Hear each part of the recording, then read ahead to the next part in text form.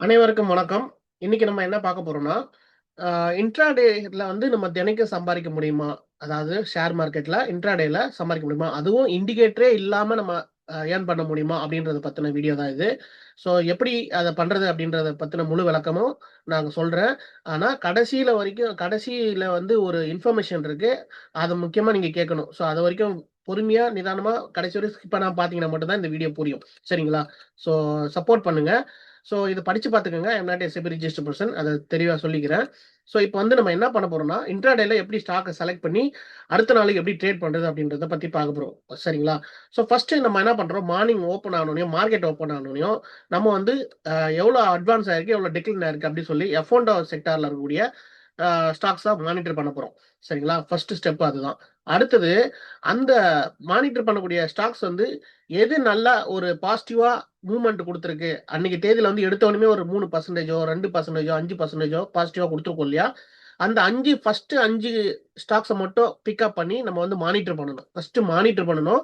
ஒரு 15 minutes two 20, 25 minutes இல்ல 1/2 an hour கூட சில நேரங்கள்ல ஆகும். முன்ன பின்ன கீழ இருக்க ஸ்டாக்ஸ் மேல போகும், மேல இருக்க ஸ்டாக்ஸ் கீழ வரும். அந்த மாரி ஆகும். சரிங்களா? ஸோ அத மானிட்டர் பண்ணணும். ஸோ நம்ம வந்து பை பண்ண போறோம். இன்ட்ராடேல பை பண்ணி செல் பண்ண போறோம். ஸோ ஃபர்ஸ்ட் இதுதான். ஸோ இப்போ பாசிட்டிவா மார்க்கெட் வந்து அட்வான்ஸ் வந்து 140 ஆயிருக்கு. டிக்ளைன் வந்து 70 ஆயிருக்கு. ஸோ நம்ம ஃபர்ஸ்ட் என்ன பண்ணலாம்? பாசிட்டிவ் செக்டார் பாசிட்டிவாவே நம்ம இன்ட்ராடேல ட்ரை பண்ணுவோம். சரிங்களா? இப்போ நான் என்ன பண்ண போறேன்னா, எனக்கு வந்து ஃபர்ஸ்ட் வந்து ட்ரெண்ட் இருக்கு, பிடிஎல் இருக்கு, கொச்சின் ஷிப்யார்ட் இருக்கு. இதெல்லாம் இருக்கு. எனக்கு வந்து நான் என்ன பண்ண போறேன், எனக்கு வந்து இந்த 2000, 3000 ஸ்டாக்ஸ்லாம் வந்து நான் கம்மியான குவான்டிட்டி தான் வாங்கணும் அப்படின்னு நெறைய பேர் நெனைப்பீங்க. அதனால நான் என்ன பண்றேன், ஒரு 1000 அந்த ரேஞ்சுல இருக்கக்கூடிய ஸ்டாக்ஸா பார்க்குறேன். அப்படி பார்த்தா பிடிஎல் இருக்கு. ஸோ அது 2ண்ட் ரேங்க்ல இருக்கு. ஸோ நான் அந்த ஸ்டாக் எடுத்து என்ன பண்ண போறேன், ட்ரேட் பண்ண போறேன். அதுக்கு நான் என்ன பண்ணணும், முதல்ல அந்த ஸ்டாக் எடுத்து ப்ரீவியஸ் டேக்கான அ லோ அந்த லோவ மார்க் பண்ணிக்கிறேன். 16ஆம் தேதி இங்க போட்டிருக்கு பாருங்க. அந்த லோவ நான் மார்க் பண்ணிக்கிறேன். அடுத்தது ஆ 5 மினிட்ஸ் டைம் ஃப்ரேம்ங்க. நல்லா யோசனை பண்ணிக்கோங்க. 5 minutes time frame 16th June அன்னைக்கு தேதி எடுத்துக்கிறேன். நான் இன்னைக்கு ட்ரேட் பண்ண போறேன். அன்னைக்கு தேதிக்கு லோவ மார்க் பண்ணிக்கிறேன். அன்னைக்கு எவ்வளோ தூரம் ஹை போயிருக்கோ அதையும் மார்க் பண்ணிக்கிறேன். சரிங்களா? Previous day high, previous day low. 5 minutes time ஃப்ரேம்ல எடுத்துக்கிறேன். ஸோ இந்த ஸ்டாக்ஸ் 2ண்ட் ரேங்க்ல இருக்கனால நான் அந்த ஸ்டாக்ஸ் எனக்கு ஒரு ₹1000 தான் ட்ரேட் பண்ண முடியுன்றதுனால அந்த ஸ்டாக்ஸ எடுத்துக்கிறேன். Previous day high, previous day low வந்து நானு மார்க் பண்ணிக்கிறேன். சரிங்களா? அடுத்தது நான் அந்த மார்க் பண்ண ஸ்டாக்ஸ மானிட்டர் பண்றேன். ஒரு கிட்டத்தட்ட ஒரு 30 நிமிஷம், இல்ல சில நேரங்கள்ல 20 நிமிஷம் கூட ஆகும். அந்த செட்டில்மென்ட் ஆவறதுக்கு. ஃபர்ஸ்ட் ஃப்ளக்சுவேஷன் ஆகும்.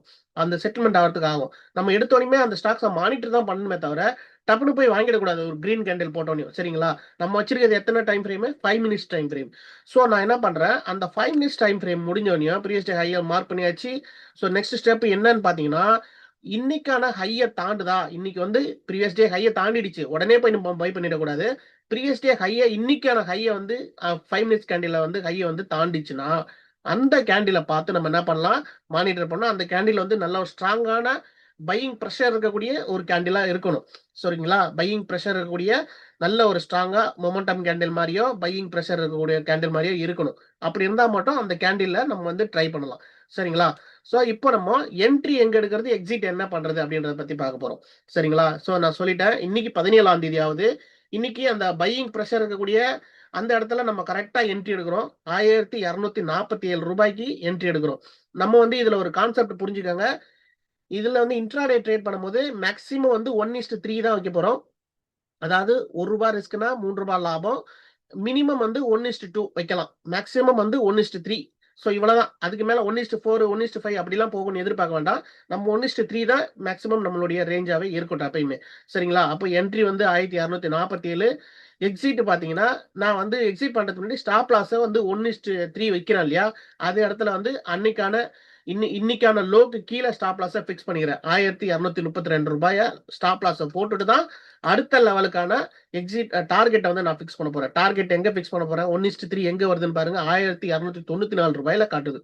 ஸோ எனக்கு வந்து 46 பாயிண்ட் பிளஸ் ஆச்சுன்னா, எனக்கு வந்து 15 பாயிண்ட் தான் நஷ்டம். அதாவது 1:3ன்ற போது.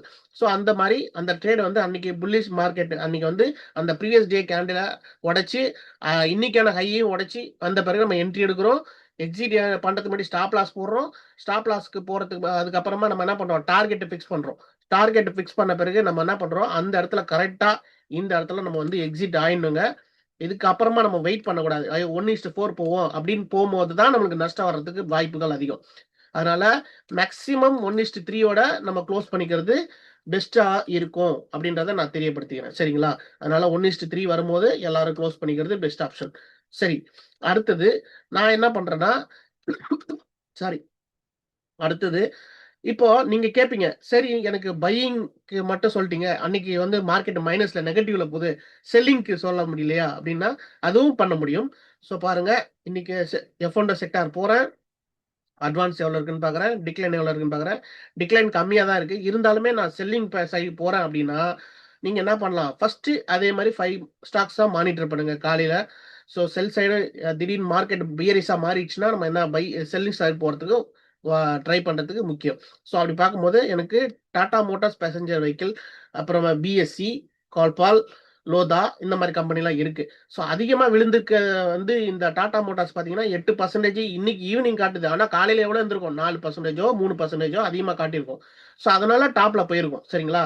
அப்ப நான் இந்த ஸ்டாக்ஸா டாடா மோட்டார்ஸ் பேசஞ்சர் வெஹிக்கிள் வந்து என்ன பண்ணலாம்? நான் எடுக்கிறேன்.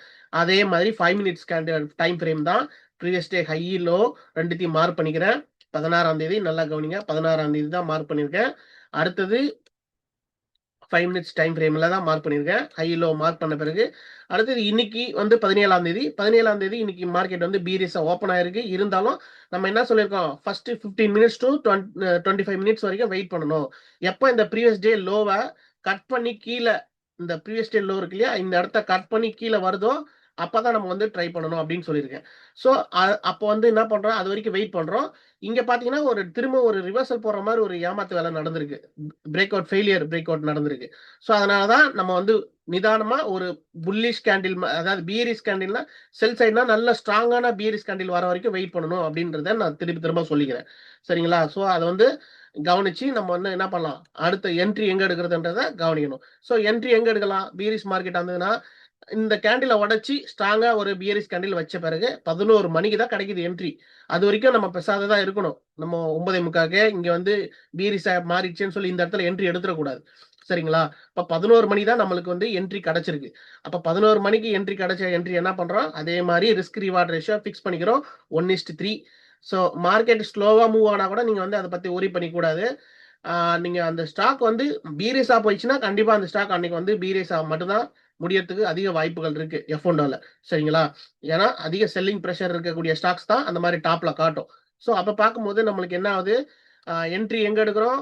கரெக்ட்டா அந்த பியரிஷ் கேண்டில் ஃபுல் கேண்டில் போட்ட பிறகு, அதாவது மொமெண்டம் கேண்டில் சொல்லுவாங்க இல்லையா? அந்த மாரி மொமெண்டமா அந்த க் ப்ரீவியஸ் லோவ கட் பண்ணியும், இன்னைக்கான லோவ கட் பண்ணியும் வரணும். வந்த பிறகு 386ல என்ட்ரி எடுக்கிறோம். அடுத்தது டார்கெட் ஸ்டாப் லாஸ் ஃபிக்ஸ் பண்றோம். 396 1:3 லெவல்ல வச்சுக்கிட்டு, அடுத்தது நம்ம டார்கெட்டான 1:3க்கு ரூ. 356 வரைக்கும் டார்கெட் ஃபிக்ஸ் பண்றோம்.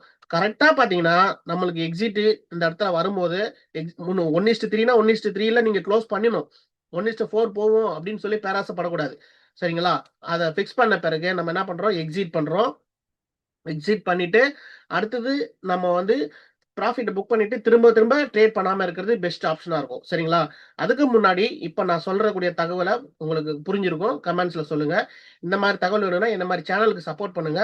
மறக்காம எனக்கு சப்போர்ட் பண்ணி லைக் பண்ணீங்கன்னா, அல்காரிதம் எல்லாருக்கும் காட்டும். அதே மாரி இதே மாரி வீடியோக்கள் போடுறதுக்கு எனக்கும் மோட்டிவேஷனா இருக்கும்.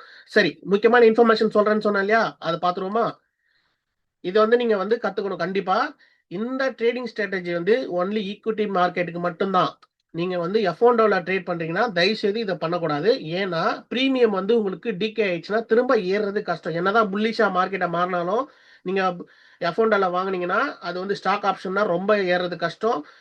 நிஃப்டியா இருந்தாலும், பேங்க் நிஃப்டியா இருந்தாலும் பிரீமியம் கரையும். அதனால இந்த ஸ்ட்ராட்டஜி அதுக்கு ஒர்க் அவுட் ஆவாது. அது இங்க புரிஞ்சுக்கணும் நீங்க. ஸ்டாப் லாஸ் கண்டிப்பா போட்டு தான் ட்ரேட் பண்ணணும். சரிங்களா நண்பர்களே? இது ரொம்ப முக்கியம். உங்களுடைய ஒப்பீனியன இந்த வீடியோ பத்தின ஒப்பீனியன நீங்க வந்து கமெண்ட்ஸ்ல சொல்லுங்க. இந்த இது பிடிச்சிருந்ததுன்னா மறக்காம அ லைக் பண்ணுங்க, சப்போர்ட் பண்ணுங்க. ரொம்ப இம்ப்ரெஸ் ஆனதுன்னா வீடியோவ 4 பேருக்கு ஷேர் பண்ணி விடுங்க. என்னுடைய சேனலும் டெவலப் ஆகும். நானும் கொஞ்சம் மோட்டிவேஷனா இருக்கும் எனக்கும். நன்றி. Thank you. அடுத்த வீடியோல பார்க்கலாம்.